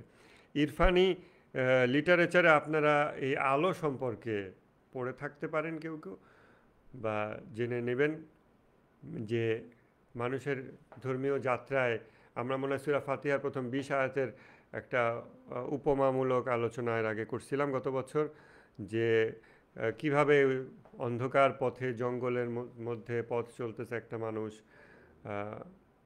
তারপর দূরে কোথাও একটু সে আলো দেখে বা বজ্রপাত হয়, তাতে সে একটু আলোতে একটু পথ চলে, আবার বজ্রপাতের আলোটা চলে যায়, আবার সে থমকে যায়, আবার সে ভয়ে থাকে কি হয় না হয়, আবার একটু আলো হয়, আবার সে পথ চলে, এইরকম। হুম। তো ইরফানি লিটারেচারে এটার প্রথম উপমাটা এরকম যে সে দূরে, অনেক দূরে সে টিমটিমে একটু আলো দেখে। একটা গহীন জঙ্গলের মধ্যে কেউ যদি পথ চলতেছে রাতে, অন্ধকার অমাবস্যা রাত, হঠাৎ দূরে একটু আলো দেখে, মনে করবে ওখানে কোনো বাসা বাড়ি আছে, কেউ হয়তো থাকে, কোনো মানুষ পাওয়া যাবে সেখানে, এই আশায় সে ওখানে যায়। কিন্তু এই আলোটা কন্টিনিউয়াস না, এই আলোটা একটু জ্বলে একটু নেভে, কখনো কখনো তার হৃদয়ে ইমানের আলো প্রজ্বলিত হয়, আবার বেশিরভাগ সময় এটা নিভে থাকে। এবং এই হৃদয়ের আলো প্রজ্বলিত হওয়া বিভিন্ন উসিলায় হতে পারে, যেটাও আল্লাহরই একটা দয়া। সেটা হতে পারে কোনো সত্যিকার আলেমের চেহারার দিকে তাকানোর মাধ্যমে, সেটা হতে পারে কোনো একটা ইসলামিক গ্যাদারিংয়ে, হতে পারে কোনো আলেম না কিন্তু সত্যিকারের আল্লাহর বান্দা সাধারণ মানুষের মধ্যে চলাফেরা করে, তার সোহবতে, তার সান্নিধ্যে, অনেক উসিলায় আল্লাহ এরকম একটু হৃদয়ে একটু ইমানের আলো জাগিয়ে দেয়। ওই অন্ধকারের মধ্যে তখন আমরা ওইটার দিকে একটু তাকাই, কয়েক কদম যেতে থাকি, আবার আলোটা নিভে যায়, আবার আলোটা জ্বলতে শুরু করে। এটা হচ্ছে টিমটিমে বাতির মতো, কুপি বাতির মতো, যেটা বাতাসে নড়তেছে। এরকম অল্প একটু আলো দেখে দেখে সে যেতে শুরু করে। তখনও তার নিজের হাতে আলো নাই যেটা দেখে সে এই পথ চলবে। সো যাওয়ার পথে সে প্রচুর হোঁচট খায়, প্রচুর ভুল করে, অন্যায় হয়, গুনাহ করে, আবার সে তওবা করে, আবার উঠে দাঁড়ায় তওবার শক্তিতে, আবার সে পথ চলতে থাকে ওই দূরের একটু আলো। এভাবে করতে করতে একটা পর্যায়ে ওই আলোটা তার জন্য স্থির হয়ে যায়। তখন আর টিমটিমে আলো হয় না, ওটা স্থির আলো হয়ে যায়। তখন সে ওই স্থির আলোর দিকে তাকিয়ে সে পথ চলতে শুরু করে। এখনও সে তার পায়ের সামনের পথের কাঁটাগুলো দেখতে পায় না, এখনও তার চারিদিকে অন্ধকার, কিন্তু সে ওই আলোটাকে স্থির দেখতে পাইছে, ওই আলোটা নিভতেছে না। তখন সে ওই আলোর দিকে যাত্রা শুরু করে। তারপর আরও বেশ কিছু দূর গেলে তাকে একসময় অল্প একটু আলো তার হাতে দেওয়া হয়, যেটা দিয়ে সে তার ইমিডিয়েট চারপাশে অল্প একটু আলোতে অল্প একটু পথ দেখতে পায়, অল্প একটু করণীয় ইমান সহকারে, আকল এবং ইমান সহকারে খুব সুস্পষ্ট বুঝে ওইটুকু আমল করতে পারে অল্প। এবং সে দূরের পথ পুরোটা দেখে আগে থেকে পূর্ব প্রস্তুতি নিতে পারে না। সো বিপদে সে আবারও পড়ে, কিন্তু অন্যরকম বিপদ। এরপর সে ওই অল্প একটু আলো নিজ হাতে নিয়ে, হ্যাঁ, ওই যে আলো হাতে চলে যাচ্ছে আধারেরও যাত্রী, হ্যাঁ, তারপর সে যাত্রা করতে থাকে। এরপর আস্তে আস্তে এই আলো তার আমল সাপেক্ষে তাকে আরেকটু বেশি আলো দেওয়া হয়, এরকম এরকম। এই তো এরপরে আরও বাকি বিষয়গুলো আমাদের এখন প্রাসঙ্গিক হবে না। এবং এই আলোটা হলো মাওয়াদ্দাতা ফিল কুরবা, আহলে বাইতের প্রতি ভালোবাসা। এই ভালোবাসা মানুষের হৃদয় হলো ইমানের আলো, ওই ছোট্ট একটা বাতির মতো জাগ্রত করে। কিন্তু এই ভালোবাসাটাকে সত্যিকার ভালোবাসা হতে হবে, ওইটা না যে আমি এটাকে আবার ব্যবহার করে সোশ্যাল রেসপেক্ট অ্যাচিভ করব। যেভাবে আমরা মানুষ আল্লাহকে ব্যবহার করে বিভিন্ন জিনিস নিয়ে আসে, যেমন টাকা ব্যবহার করে আমরা প্রোডাক্ট নিয়ে আসি, আল্লাহর কাছে চাইলে যেহেতু আল্লাহ এনে দেয়, আল্লাহকে ব্যবহার করতেছে, সেরকম না। সত্যিকার ভালোবাসা আহলে বাইতকে, সত্যিকার মহব্বত, কিছুই চাওয়া না, শুধু তাদের সৌন্দর্যে মুগ্ধ হওয়া। এই মুগ্ধ হওয়া, এই প্রেম, তাদের দুঃখ অনুভব করা, জোর করে অনুভব না, ওই ভালোবাসা থেকে এই দুঃখটা জাগ্রত হয়। শুধুই ভালোবাসা, আর কিছু না। এইভাবে একটা সঠিক আলো সে পায় এবং আস্তে আস্তে পথ চলতে থাকে। এইটা হলো ইমানের আলো, যেই আলোর কথা ইমাম খোমেনি বলছেন যে রিয়া দীর্ঘদিন কেউ করতে থাকলে তার হৃদয় থেকে ইমানের আলো কমে যেতে শুরু করে। আল্লাহ মাফ করুন, আমাদের যদি হৃদয়ে ইমানের আলোই না অর্জন হয়ে থাকে কখনো, তাহলে আর আমরা কমে যাওয়ার কথা কি বলতেছি? অন্ধকারের উপর অন্ধকার, গুনাহের উপর গুনাহ। তো হৃদয় থেকে ইমান আলো কমে যেতে শুরু করে। এখন নফসের জিহাদে আমাদের এটার প্রভাব কি? রিয়া, এটা হলো প্রথম বিষয়, যে আলো কমে যেতে শুরু করে। তো এই আলো কখন সৃষ্টি হয়? যখন ইবাদত সমূহ খালেজভাবে আল্লাহর নিয়তে করা হয়। আর এই আলো দিয়ে সে যুদ্ধের ময়দানটা দেখতে পারে, অল্প একটু, যেটা একটু আগে বললাম। তারপর সে যুদ্ধে বিজয়ী হতে পারে, অল্প অল্প বিজয় আসতে শুরু করে। এখন আমরা বুঝতে পারবো যে কেন আমাদের ইবাদতমূলক কর্মকাণ্ডগুলো, নামাজ, রোজা, জাকাত, কুরবানি, এগুলো সত্ত্বেও আমাদের নফসের জিহাদে পরাজয় ঘটতেছে। আমরা ইবাদতমূলক কর্মকাণ্ড করতেছি, কিন্তু আমাদের নফসের জিহাদে অহরহ পরাজয় হচ্ছে। ইনফ্যাক্ট আমরা পরাজিত অবস্থায় আছি, আল্লাহ মাফ করুন। সেটা কেন? কেননা আমরা এই নামাজ, রোজা যা কিছু করতেছি, এটা আল্লাহর জন্য করতেছি না। এটাকে ব্যবহার করে আমি কিছু পেতে চাচ্ছি। নামাজ পড়লে আমার একটু প্রশান্তি লাগে, তাই আমি নামাজ পড়তেছি। নামাজ পড়লে লোকে ভালো বলে, তাই করতেছি। লোকের রেসপেক্ট, নিজের ভাল লাগা, অথবা মানে আল্লাহর জন্য না। আল্লাহকে আমি পেতে চাইনি এখন। আল্লাহর প্রতি কোনো আগ্রহ, আকর্ষণ সৃষ্টি হয়নি, প্রেম জাগেনি। সো আমি তাকে ব্যবহার করে বিভিন্ন বিষয় পেতে চাই, আর সে এটা এনে দেয়। যাই চাই তাই দেয়, তাই আরও বেশি করে চাই। যখন এই লেভেলটা কেউ আনলক করতে পারে, করে ফেলে, যে আল্লাহর কাছে চাইলেই পাওয়া যায়, তখন তার আরও নেশা। মানুষ যাবে টাকা, টাকা দিয়ে যা খুশি কেনা যায়, যা কিছু অ্যাচিভ করা যায়, যখন এটা বুঝে ফেলে যে টাকা দিয়ে তুমি ইমানদার ছাড়া পৃথিবীর আর সব মানুষকে কিনতে পারবে এবং সব বিষয় কিনতে পারবে, তখন সে টাকার প্রতি যেই রকম ইমান আনে, টাকাকে যেই লেভেলে ভালোবাসে, যখন কেউ এটা আনলক করে ফেলে যে আল্লাহর কাছে চাইলেই হয়, আল্লাহই দেয়, আর আর কেউ দেয় না, আল্লাহ দেয়, তখনও হতে পারে দুরবস্থা যে সে ওই বিভিন্ন বিষয়ের মোহে পড়ে আছে। কিন্তু সে একটা উপায় পাইছে যে এই এখানে আসলে চাইলে পাওয়া যায়, তাই ওখানে সে যায়। কিন্তু সে ওই ওই সত্তা, পরম সত্তার প্রেমে সে যায় না। সে তার কাছে যায় নিজের লিস্ট নিয়ে, আমাকে এগুলো দাও। আল্লাহ দয়ালু, আল্লাহ দিয়ে দেয়। আল্লাহ আল্লাহ তার কারণে বলছেন যে যে হেদায়েত চায় আল্লাহ তাকে হেদায়েত দেন, আর যে পথভ্রষ্টতা চায় আল্লাহ তাকে পথভ্রষ্ট করেন। যদিও এটার অনুবাদ করা হয় যে আল্লাহ যাকে ইচ্ছা পথভ্রষ্ট করেন। এটা সঠিক অর্থ হবে যে যে পথভ্রষ্টতা চায়, যে চায় আল্লাহ তাকে পথভ্রষ্ট করেন। যে ব্যক্তি পথভ্রষ্ট হতে চায় আল্লাহ তাকে পথভ্রষ্টতাই দেন। আর যে ভালো জিনিস চায় আল্লাহ তাকে তো সেটা দেয়ই। মানে আল্লাহর কাছে চেয়ে কেউ পায় না, এটা সম্ভব না। আল্লাহর কাছে মানুষ যাই চাইবে তাই সে পাবে, তাই সে পাবে। তখন আমরা হয়তো বলতে পারি যে তাহলে আমি এটা চাইছি, ওটা পাইনি কেন? আমি ক্যাটেগরিক্যালি হয়তো দুনিয়া চাইছি, আল্লাহ আমাকে দুনিয়াই দিছে, আর এক ফর্মে দিছে। দুনিয়ার কোনো ফর্ম আমাদের কাছে টেস্টি লাগে, আরামদায়ক, সুস্বাদু লাগে। দুনিয়ার আর কোনো রূপ আমাদের কাছে কঠিন লাগে, বিতৃষ্ণাকর লাগে, কষ্টকর লাগে। এখন আমি যখন ক্যাটেগরিক্যালি দুনিয়া চাইতেছি, আল্লাহ আমাকে দুনিয়াই দিচ্ছে। হয়তো আমি চাইছি টাকা, আল্লাহ আমাকে দিচ্ছে কষ্ট। হ্যাঁ, আমি চাইছিলাম আরাম, আমাকে দিচ্ছে, হ্যাঁ, বা আমাকে দারিদ্র দিচ্ছে। আমি চাইছিলাম প্রাচুর্য, আমাকে দিচ্ছে দারিদ্র। এখন আমি তো আসলে দুনিয়াই চাইছি, আমাকে দুনিয়াই দেওয়া হয়েছে, খালি রূপটা ভিন্ন। আমি যদি আল্লাহকে চাইতাম, আমি আল্লাহকে পেতাম। সেটা হতে পারতো বাহ্যিক প্রাচুর্যের মধ্য দিয়েই। বাহ্যিকভাবে প্রাচুর্য আল্লাহ দিছে, আমি আল্লাহকে পেয়ে গেছি। মানুষ দেখতেছে আমি প্রাচুর্যের মধ্যে আছি, কিন্তু আমি আসলে প্রাচুর্য পাইছি তা না, আমি আসলে আল্লাহকে পাইছি। হতে পারতো। আবার দারিদ্র পাইছি, কিন্তু আমি আসলে আল্লাহকে পাইছি, এটাও হতে পারতো। মানুষ বেশিরভাগ এটাই মনে করে, বাট প্রাচুর্যের মাধ্যমে আল্লাহকে পাওয়া যেতে পারে। কিন্তু মাধ্যমটা বিষয় না, মানে কি চাইতেছে সেটা হলো প্রথম বিষয়, তারপর মাধ্যমের প্রসঙ্গ। তা আমরা যখন অভ্যাসবশত সামাজিকতা এসব বিভিন্ন জিনিসের জন্য এই কাজগুলো করি, তখন আমাদের এই নামাজ, রোজা, এগুলো আমাদের নফসের জিহাদে আর সহায়ক হয় না।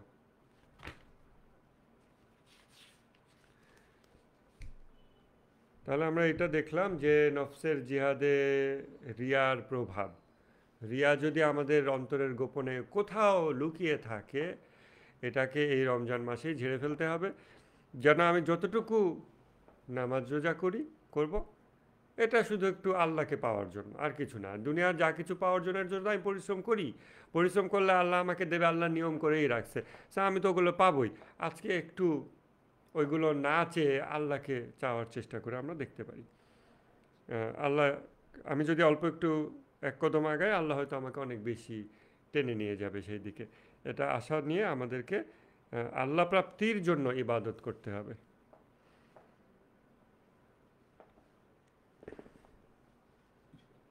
এবার আমরা দেখব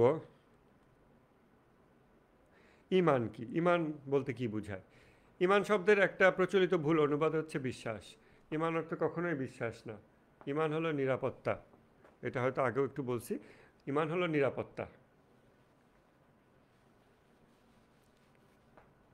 জ্ঞান আর ইমানের পার্থক্য কি? জিয়াদ আল আকবর ইমাম খোমেনি এটা বলছেন।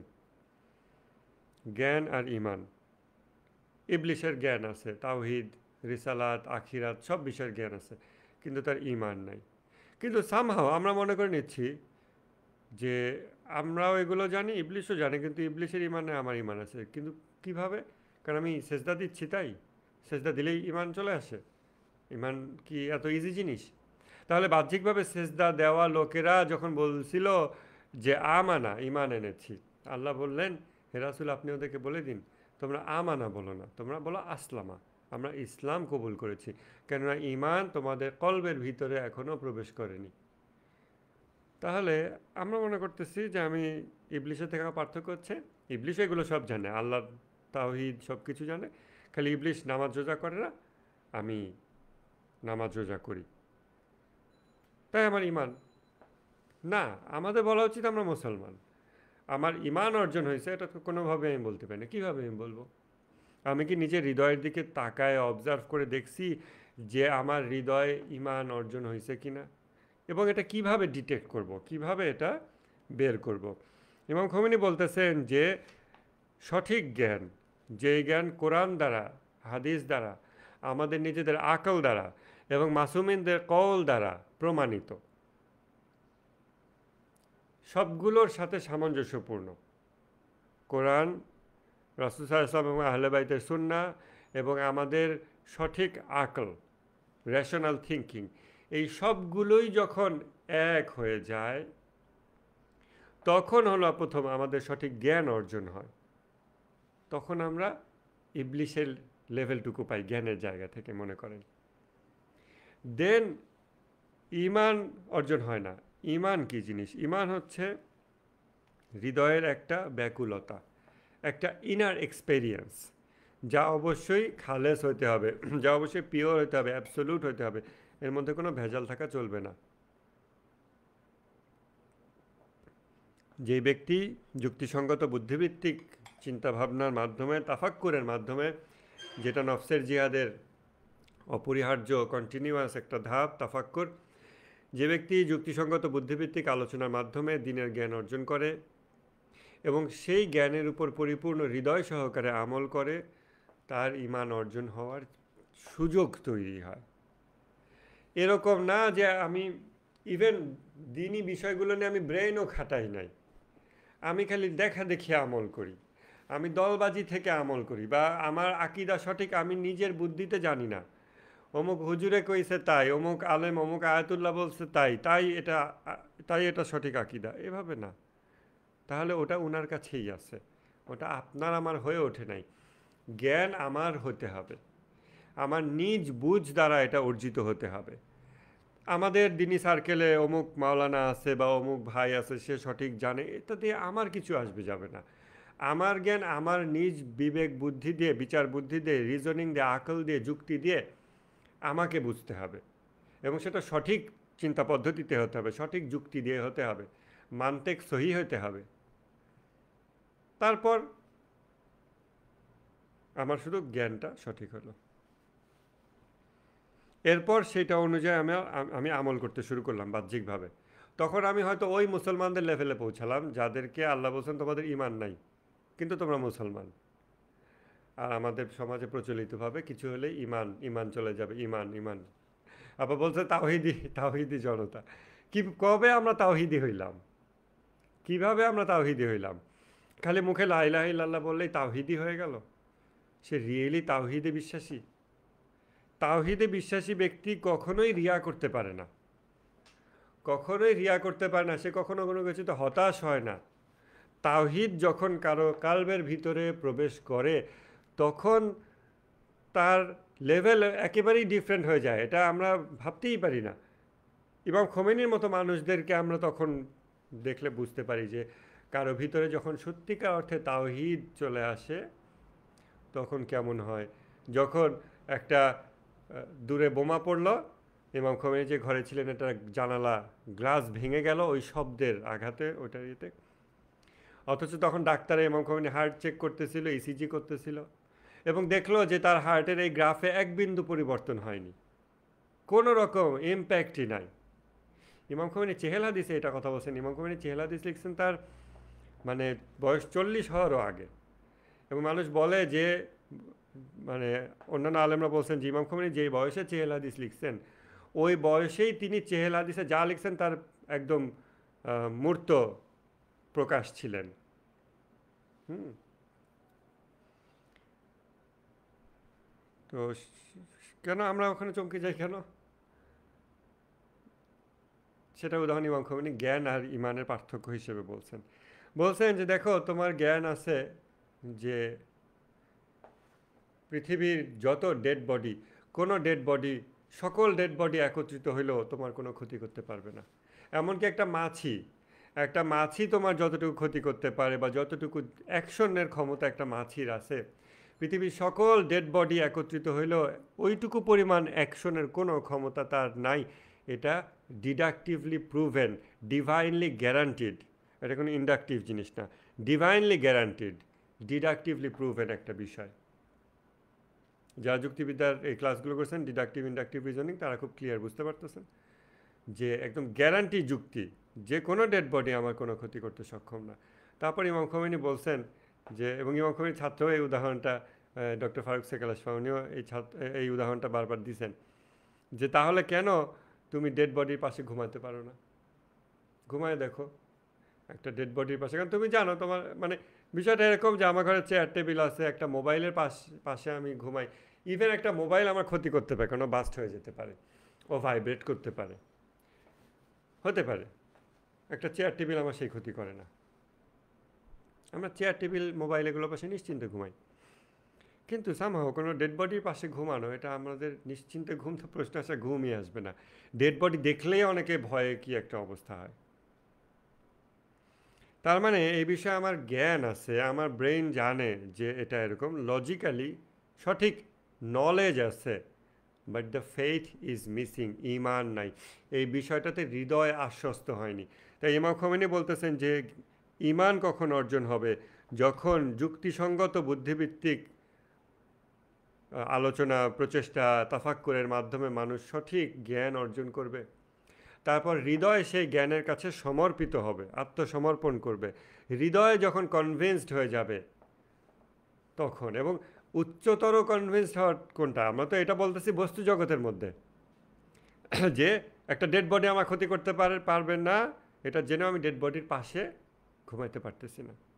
কিন্তু একটা বোমা পড়ছে, এটা তো আমার ক্ষতি করতে পারে, সেইটাও ইমাম খোমেনির ওটাতে এক বিন্দু বিচলিত হয়নি কেন?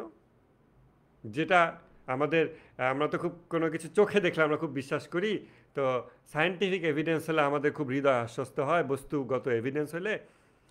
যে ইসিজি তো বস্তুগত এভিডেন্স, মেডিকেল বায়োলজিক্যাল এভিডেন্স, সেই এভিডেন্স ডাক্তার বলতেছে যে আমি তার হার্টে কোনো চেঞ্জই দেখলাম না, গ্রাফের মধ্যে একদম স্থির। কেন? অথচ এখানে তো অ্যাকচুয়ালি যুক্তিসঙ্গতভাবে কি আমার তো ক্ষতির আশঙ্কা আছে, তাই তো? কারণ জানালা গ্লাস ভেঙে গেছে, পরের বোমাটা পড়লে আমি তো শেষ হয়ে যেতে পারি। ইমাম খোমেনি পরে বলতেছেন এটা ইমানের উচ্চতর অবস্থা, আমাদের অবস্থা থেকে উচ্চতর অবস্থা, যে যখন তুমি বুঝতে পারবে যে কর্মের জগতে আল্লাহ তাআলা ছাড়া আর কেউই প্রকৃত অর্থে শক্তিশালী নয়, তখন তুমি দেখবে যে এমনকি তোমার নিজের কর্ম তোমার শক্তিতে তুমি করতেছো না। এবং তখন বুঝতে পারবে যে দুনিয়ায় কারোরই কোনো ক্ষমতা প্রকৃত অর্থে নাই যে তার নিজের কর্ম এবং শক্তি দিয়ে সে তোমার ক্ষতি করতে পারবে অথবা তোমাকে রেসপেক্ট দিতে পারবে। ইভেন তুমি নিজের কর্ম দিয়ে, নিজের শক্তি দিয়ে, নিজের কর্ম দিয়ে মানুষের রেসপেক্ট অর্জন করতে পারবে এটা মনে করো না। কেননা সত্যিকারের কর্মের জগতে তোমার কোনোই ক্ষমতা নাই। ক্ষমতা প্রসঙ্গে আমরা বলি যে লা হাওলা ওয়ালা কুওয়াতা ইল্লা বিল্লাহ। কোনো কাস্টডি নাই, কোনো সেফটি সিকিউরিটি নাই আল্লাহ ছাড়া, এবং কোনো শক্তি নাই, কোনো কুদরত নাই, কোনো ক্ষমতা নাই আল্লাহ ছাড়া। এটা আমরা বলি। আমরা মুখে কিন্তু বলতেছি লা হাওলা ওয়ালা কুওয়াতা ইল্লা বিল্লাহ, কিন্তু রিয়েলি কি একটা বোমা পড়তেছে আমি স্থির হয়ে আছি কারণ আমি জানি লা হাওলা ওয়ালা কুওয়াতা ইল্লা বিল্লাহ, আমি আল্লাহকে বলতেছি আল্লাহ আমারকে তুমি তাই করো যা তুমি ভালো মনে করো। আমরা মোনাজাত সাবানিয়া বা দোয়া কুমাইল কোনো একটাতে এটা এরকম পাইছি যে এরকম শেষের দিকে আছে, এবং আমাকে তুমি তাই করো যা তোমাকে করা মানায়। অনেক কিছু নিজের ব্যাকুলতা দিয়ে চেয়ে শেষমেশ বলতেছে তোমার যা করা উচিত, তোমার পক্ষ থেকে যা করা মানানসই তুমি তাই করো। আমি এতক্ষণ যা বললাম এগুলো ম্যাটার না, তোমার পক্ষ থেকে যা করা মানানসই তুমি সেটাই করো।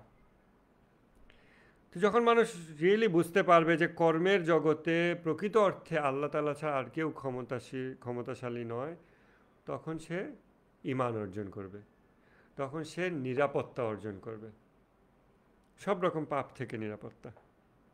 এটা হচ্ছে ঈমান, হৃদয়ের একটা ব্যাকুলতা। তখন সে মুমিন হবে এবং সে হৃদয়ের প্রশান্তি লাভ করবে। জ্ঞান থেকে প্রশান্তি আসে না, এটা লিখে রাখেন। নিছক জ্ঞান থেকে প্রশান্তি আসে না, প্রশান্তি আসে ঈমান থেকে। প্রশান্তি আসে ঈমান থেকে। এবং জ্ঞান আর ঈমানের যে পার্থক্য আছে এটাও আমাদের একটা চশমা। এটা আমাদের একটা চশমা, জ্ঞান ও ঈমানের পার্থক্য। জ্ঞান মানুষের মনকে তৃপ্ত করে, ঈমান মানুষের হৃদয়কে প্রশান্ত করে। দুটোর পার্থক্য আছে। বাংলায় আমরা সুখ এবং শান্তি আলাদা দুটো শব্দ ব্যবহার করি, প্রায়ই আমরা ইন্টারচেঞ্জেবলি ব্যবহার করি, বাট শব্দ দুটো কিন্তু ডিপ সেন্স আলাদা।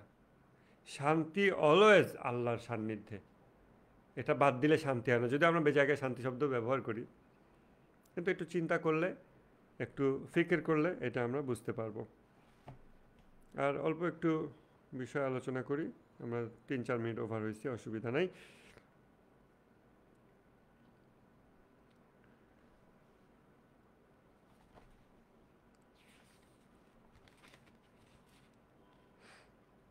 এই জন্য ইমাম খোমেনি বলতেছেন যে যদি তুমি দেখো যে রিয়া তোমার অন্তরে স্থান করে নিচ্ছে, তার মানে বুঝতে হবে যে তোমার হৃদয় ঈমানের আলো জ্বলে ওঠেনি। তুমি অন্যদেরকে খোদা মনে করো, তুমি মনে করো তাদের বিভিন্ন ক্ষমতা আছে, তারা তোমাকে রেসপেক্ট দিতে পারবে, তাই তুমি তাদেরকে খুশি করতে, তাদের কাছে অ্যাপ্রুভাল পেতে বিভিন্ন কাজ করো। মনে করো যে তারা কোনো কিছু দিতে সক্ষম, রেসপেক্ট দিতে সক্ষম। সম্মান মর্যাদা আল্লাহ দেন, আল্লাহ নিয়ে যান। যা কিছু মানুষের সবই আল্লাহ দেন, আল্লাহ নিয়ে যান। এটা হচ্ছে সত্যিকারের ঈমান থেকে। এটা আমরা মুখে বললেও আমাদের রিয়েলি এটা অন্তর কনভিন্স হয়েছে কিনা আমরা কিভাবে পরীক্ষা করতে পারি? ডেড বডির সাথে যে শুয়েই দেখতে হবে তা না, বাট এটা একটা টেস্ট। এরকম আরও বিভিন্ন টেস্ট আমরা চিন্তা করে বের করতে পারি যে কি করলে আমি বুঝতে পারবো যে আমি লজিক্যালি বলতেছি যুক্তি দিয়ে এটা এরকম, বাট আমার হার্ট ওইটাতে কনভিন্সড হয়নি, কারণ আমি ওই সিচুয়েশানে নিয়ে দেখতেছি যে আমার ভিতরে প্রতিক্রিয়া সৃষ্টি হচ্ছে অন্যরকম। আমি এভাবে আস্তে আস্তে নিজেকে পরীক্ষা করতে পারবো। আর এসব পরীক্ষাই করা যাবে যখন আমরা মোরাকাবার হালে থাকবো, নিজের হৃদয়কে উপযুক্ত পরিমাণে অবজার্ভ করব। আরেকটা বিষয় রিয়া অধ্যায় থেকে আলোচনা করতে হবে, সেটা হচ্ছে আমলের হেফাজতি নিশ্চিত করাটা আমলেরই অংশ। এটা আপনারা ওই যে চশমাগুলোর সাথে লিখে দেন যে আমল প্রোটেকশন পেয়ার, জোড়। নিয়ত কর্ম যেরকম জোড় আমরা বলছি, সেরকম আমল ও হেফাজতি বা নিরাপত্তা, এটা একসাথে। উদাহরণ হইল মানুষ যখন মাছের চাষ করে, মাছের ঘের আশপাশে সে কাঁটাতারের বেড়া যদি না দেয় আর ওই এলাকায় চোরের উপদ্রব আছে সে জানে, তাহলে ওই চাষ করে লাভ হলো কি? সে জানে চোর আসছে, সে চাষ করছে, কালকেই চুরি হয়ে গেছে। সে জানে এই এলাকায় অমুক পোকা হয়, সে আম গাছ লাগাইছে, কিন্তু সে কীটনাশক দেয়নি, দিবে না, মাস্ট পোকা ধরবে এবং তার ফসল নষ্ট হয়েই যাবে। ওই কীটনাশক দেওয়া মানে হচ্ছে ফসলের নিরাপত্তা নিশ্চিত করা, বাউন্ডারি দেওয়া, সিসিটিভি লাগানো ইত্যাদি মানে হচ্ছে আমার যা ইনভেস্টমেন্ট সেটার নিরাপত্তা নিশ্চিত করা। যেখানে আমি জানি নষ্ট হয়ে যাবে শিওর, সেখানে নিরাপত্তা নিশ্চিত না করে মানে ফসল বোনার তো কোনো মানেই হয় না। এটা পিওরলি লসের একটা বিজনেস, এবং কোনো বুদ্ধিমান মানুষ সেটা করে না। তাহলে আমরা কেন শুধু শুধু এই নামাজ রোজা এই জিনিসগুলো করতেছি? এর হেফাজতি যদি আমি নিশ্চিত না করি, আমি সাদাকা দিচ্ছি, দান করতেছি, সেটা মানুষকে দেখাচ্ছি, সেটা ছবি তুলতেছি, প্রচার করতেছি, আবার ধর্মীয় যুক্তি অপযুক্তি ব্যাখ্যা হাজির করতেছি যে এগুলো মানুষ দেখলে উৎসাহিত হবে। ভাই, আমি গাছ লাগালাম, তা দেখে অন্যরা উৎসাহিত হয়ে গাছ লাগাবে, আর আমার এখানে গাছ চড়ে নিয়ে গেল, উপড়ায় নিয়ে গেল, আমার গাছ পোকায় খেয়ে ফেললো, বাট তাতে অসুবিধা নেই, অন্যের না, আল্লাহ তো এটা বলে নাই, এবং এটা কোনো বুদ্ধিমান মানুষের কাজ না। অযথাই আমরা ওটা করতেছি, মূলত আমরা আমাদের নিজেদের হৃদয় রোগ চরিতার্থ করতেছি। একটা রোগ যখন ভিতরে থাকে, সে চারিদিকের মানুষের অ্যাভাইলেবল সমস্ত জিনিসের উপর সে জেকে বসে, এবং সমস্ত জিনিসকে সে খেয়ে ফেলে, সমস্ত জিনিসকে সে কন্টামিনেটেড করে ফেলে। নামাজ রোজা সাদাকা, ধর্মীয় জ্ঞান, তাফাক্কুরের মতো ওজনদার আমল, সেই আমলটাকেও সে ফালতু জিনিসে, নিরর্থক জিনিসে ব্যয় করে ফেলে। তারপর 2 দিনের জন্য একটা মানুষের সোশ্যাল রেসপেক্ট অ্যাচিভ করে, 5 দিন পর যখন সে নফসের জিহাদে তার 2-একটা পরাজয় ঘটে, তখন ওই লোকেরাই তাকে আবার গঞ্জনা দেয়, যাই তুমি তো খারাপ লোক। কী লাভ হইলে তাইলে? পিওরলি লসের বিজনেস। এই জন্য আমলের হেফাজতি নিশ্চিত না করে আমল করার কোনো মানেই হয় না, কোনো দরকারই নাই ওই আমল করার, কোনো দরকারই নেই। তো আমরা আজকে এই কয়েকটা বিষয় দেখলাম, আমল এবং আমলের নিরাপত্তা এই দুটো একসাথে ঘটতে হবে। নিয়ত কর্ম যেভাবে একসাথে ঘটে, এটা একটা জোড়, এবং এই জোড়টা বিচ্ছিন্ন করা উচিত না। যেই কর্মের সাথে যেই নিয়ত সঙ্গত, ওই কর্মের সাথে ওই নিয়তই রাখতে হয়। যেই আমলের হেফাজতি যেইভাবে করাটা সঙ্গত, যেভাবে করতে হয়, সে আমলের হেফাজতি সেইভাবেই করতে হবে। এবং রিয়া আমাদের অনেক আমলকে নষ্ট করে ফেলে। সো এই বিষয়গুলোতে আমাদের, এবং সঠিক বুঝ অত্যন্ত গুরুত্বপূর্ণ। বুঝা যে আমি যে সোশ্যাল রেসপেক্ট অ্যাচিভ করার চেষ্টা করতেছি, এবং ফেসবুকের কল্যাণে আল্লাহর রহমতে আমরা এটা খুব ভালোভাবে বুঝতে পারি। আজকে যাকে মাথার উপর উঠাইছে, কালকে তাকে নিচে নামাইছে। একদিন জামাতের আমিরের খুব জয় জয়কার, পরের দিন জামাতের আমিরের আবার অপমান। মাস্টার মাইন্ড অমুক অমুক, খুব জয় জয়কার, পরের দিন আবার তার অপমান। কালকে আর একজনকে উঠাবে, পরশু আর একজনকে নামাবে। এটাই তো দুনিয়া। মানুষের কাছে রেসপেক্ট সন্ধান করার এটাই হচ্ছে রেজাল্ট। আমরা চোখের সামনে দেখতে পাচ্ছি, তো কোনোই লাভ নাই। তারপরেও যদি আমাদের হৃদয় কনভিন্স না হয়, তাহলে আল্লাহ আমাদেরকে দুঃখ দুর্দশায় ফেলবে। জিহাদ আল আকবর ইমাম খোমেনি এটা বলছেন যে আল্লাহ যখন তার বান্দার উপর দয়া করেন, তাকে অনবরত দুঃখ দুর্দশায় কষ্টে ফেলতে থাকেন, যতক্ষণ না সে নিজেকে বিশুদ্ধ করে। আর বিশুদ্ধ করা মানে হলো এই সঠিক জ্ঞান যে আসলে এগুলো কোনো বিষয় না, এগুলো টেকসই জিনিস না, এগুলো ক্ষণস্থায়ী। আমি ক্ষণস্থায়ী জিনিস কেন অ্যাচিভ করবো? এমন জিনিস অ্যাচিভ করলাম যা আনতে আনতে শেষ হয়ে গেল, যা ভোগ করতে করতে বয়স পার হয়ে গেল, ভোগ করার যেই টুলস আমার বডি মাইন্ড, এগুলো আর কর্মক্ষম না, এগুলো কোয়ালিটি ডিগ্রেড করতেছে। এমন জিনিসের পিছনে আমি এত ইনভেস্ট কেন করব? বরং আমি সেই জিনিস পেতে চাই, আমি তাকে পেতে চাই, সেই অর্জন আমি অর্জন করতে চাই যা স্থায়ী, যা চিরস্থায়ী, যা আমি আমি মানে সীমিত ইনভেস্টমেন্ট করব, আমি অসীম কিছু পাব। এটাই আমাদের ইভেন মোরাকাবা বলেন বা যা কিছু, সব কিছুর পিছনে প্রেরণা এটাই। যখন কেউ রিয়েলি এগুলো বুঝতে পারে, এবং আকল দিয়ে বোঝাটা হলো প্রথম ধাপ, যে সব কিছু হলো মুমকিনুল ওজুদ, সব আমাদের সব কিছু ক্ষণস্থায়ী অস্তিত্ব, পসিবল এক্সিস্টেন্স, এগুলো সব ধ্বংসশীল। একমাত্র স্থায়ী টেকসই হচ্ছে আল্লাহ তাআলার অস্তিত্ব। এইটা যতবার আমরা নিজেদের চিন্তায় বারবার আনবো, আনতে আনতে হৃদয়কে কনভিন্সড করবো, সেই অনুযায়ী আমল করার চেষ্টা করতে থাকবো। হৃদয় কনভিন্সড যখন হবে, এবং সেই কনভিন্সড অবস্থাটাকে মেনটেন করতে হবে নিয়মিত আমলের মাধ্যমে, নিয়মিত তাফাক্কুরের মাধ্যমে, কোরআন চর্চার মাধ্যমে, তখন আমি আল্লাহকে পাওয়ার জন্য কাজ করতে শুরু করব। রাদার দেন এমন এমন জিনিস অ্যাচিভ করার জন্য নিজের দিন রাত যৌবন জীবন সব শেষ করে দেওয়া, যেগুলো অ্যাচিভ করা 2 দিন পর শেষ হয়ে যায়, 2 বছর 5 বছর 7 বছর পর শেষ হয়ে যায়। তার থেকে ওই বিষয় অ্যাচিভ করাটাই বেটার, যেটা কখনোই শেষ হয় না। এবং যেটার সাথে এগুলোর যে খুব কনফ্লিক্ট আছে তাও না। আল্লাহকে পাওয়ার জন্য যখন কেউ প্রচেষ্টা করে তখন দুনিয়ার কাজ যে তার ব্যাহত হয় তা না, কারণ ওটা প্যারালেল পাথ। ওইটা প্যারালেল, এটাকে যদি কেউ সিকোয়েন্সিয়াল মনে করে যে বয়স হবে তারপরে হজ করে আসব, না, এটা এটা প্যারালেল, এটা সিকোয়েন্সিয়াল না। আল্লাহকে তখন পেয়ে নেব আর তার আগে দুনিয়া পেয়ে নিছি, এরকম না, এটা প্যারালেল। তখন দেখবেন যে দুনিয়ার কাজও আপনি করতে পারতেছেন, আল্লাহকেও আপনি পেতে পারতেছেন। কিন্তু আল্লাহকে পাওয়া বাদ দিয়ে দুনিয়ার কাজ যদি করি, আল্লাহওয়ালা মানুষদের মতোই আমারও দুনিয়া অর্জন হবে, কিন্তু আল্লাহওয়ালা মানুষরা দুনিয়ার পাশাপাশি স্থায়ী কিছু ইনভেস্টমেন্ট করছে, আর আমার সবই অস্থায়ী ইনভেস্টমেন্ট। আমি মরার কয়েক ঘন্টার মধ্যে মানুষ আমাকে কবরে পাঠায় দিয়ে আমার বাকি যা ছিল সব ডিসম্যান্টেল করে ভেঙে চুরে ভাগ যোগ করে নিজেরা নিয়ে ভোগ করতে শুরু করছে, আর আমি নিঃস্ব, আমার আর কিছুই নাই। কত মানুষ কবরে শুয়ে আছে। তো এই হলো আজকে আমাদের আলোচনা, আমরা এখানে শেষ করতেছি। জ্ঞান থেকে প্রশান্তি আসে না, প্রশান্তি আসে ঈমান থেকে। জ্ঞান অর্জন করলে তাতে মন শান্ত হয়, ঈমান অর্জন করলে হৃদয় প্রশান্তি লাভ করে। যখন যুক্তিসঙ্গত কোরআন এবং মাসুমিনদের সুন্নাহ এর সাথে আমার আকল সব কিছু যখন সামঞ্জস্যপূর্ণ হবে, সেই জ্ঞানগুলোতে যখন হৃদয় সমর্পিত হবে, তখন ঈমান অর্জন হবে।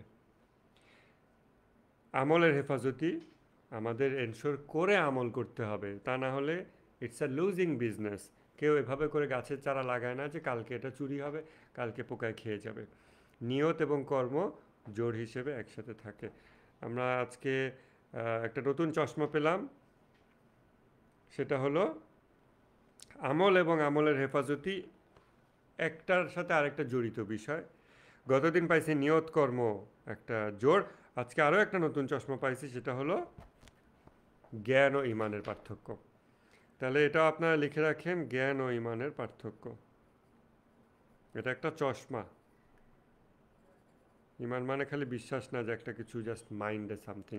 এইসব ভুল অনুবাদ থেকে আমাদের দিন চর্চা করলে আমরা ধরা খেয়ে যাব। জ্ঞান ও ঈমানের পার্থক্য, জ্ঞান থাকলেও ঈমান নাও অর্জন হতে পারে।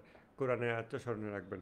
আমাদের আলোচনা আজকে এখানে শেষ হচ্ছে, আমরা প্রশ্নোত্তরের জন্য ওপেন হচ্ছি। বিসমিল্লাহ।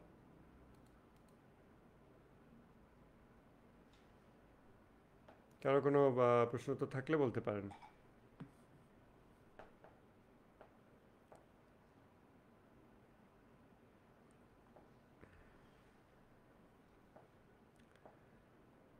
ওকে, আই থিঙ্ক অ্যাজ ইউজুয়াল কারো কোনো প্রশ্ন নাই। So that's a very good news. আশা করি সবাই বুঝতে পারছেন। তাহলে আমরা আবার আগামীকালকে বসবো ইনশাল্লাহ। আগামীকালকে দেখা হবে। সবাই ভালো থাকবেন। খোদা হাফেজ।